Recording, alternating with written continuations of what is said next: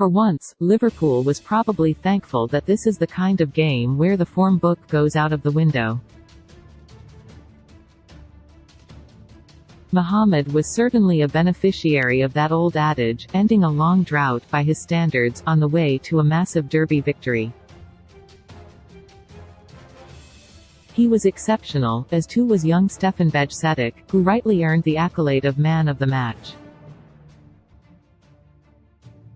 In the post-match interviews, acknowledged that the teenager has been Liverpool's best player recently, glowing praise that he received very well. But the reinvigoration of the old guard was just as encouraging. Is among those, but Jordan Henderson and Fabinho are the ones who have been particularly out of sorts.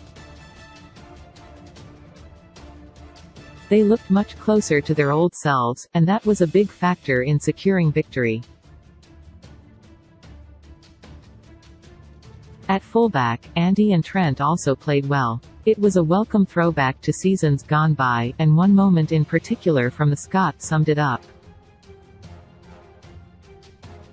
Here are the 3 moments picked out from the Reds' 2-0 win over Everton.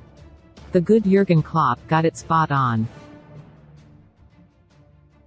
There would have been some raised eyebrows when it became clear that was once again starting through the middle, pushing out onto the flank once more. Especially with the former having failed to register a goal involvement heading into the game, the persistence with this decision was bold. After all, to the layman, it seems as though Klopp is willfully playing not 1 but 2 players out of position. Gakpo made his name on the left, and Nunez through the middle. But coming off that flank, the Uruguayan was a constant thorn in Everton's side. Electrically fast, his break down the left was what created Liverpool's first goal. In his post-game interview, admitted that he was running as fast as he could just to keep up because he knows how quick his teammate is. He also confidently predicted that this guy will get goals. Sure enough, Nunez was also a menace cutting inside, getting a couple on target and curling one narrowly wide of the far post. It really does look like a matter of time before he explodes. That's before mentioning Gakpo, who popped up in the middle to knock in his first goal for the club, in the right place to turn in a dangerous delivery.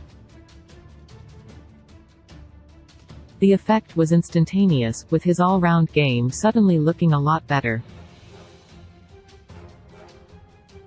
Before the game, Klopp challenged reporters to have the balls to call him out on mistakes.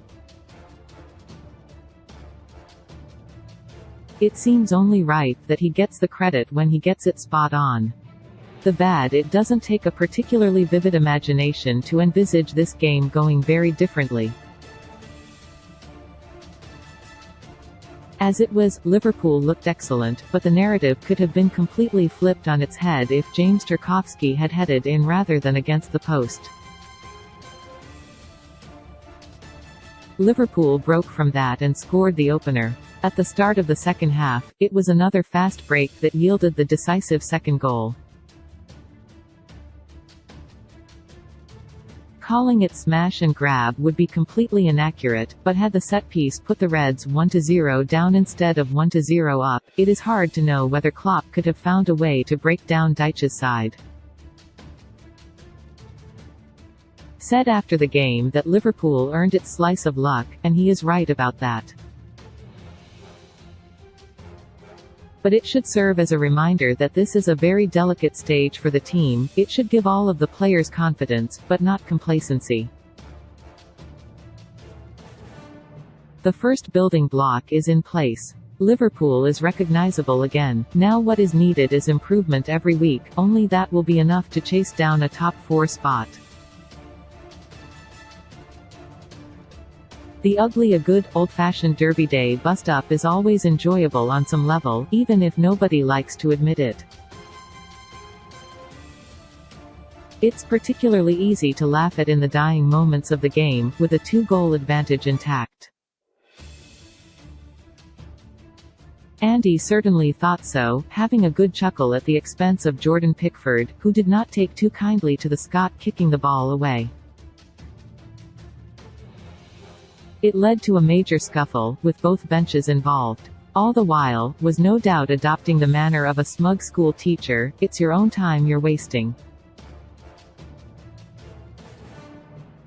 He and Pickford both got booked for their troubles, and that was the last bit of fight Everton really showed. By far the biggest wind-up in the Liverpool squad, has been somewhat more subdued of late, with his passion directed more towards trying in vain to get the team going than getting under the skins of opponents. But his return to his old, almost cocky self mirrored the performance of the team, which played this derby on its own terms. More of this ugly stuff from please. It usually means more of the great, almost arrogant football that wins Liverpool football matches. Trent could be next Liverpool contract crisis as 3 huge decisions loom.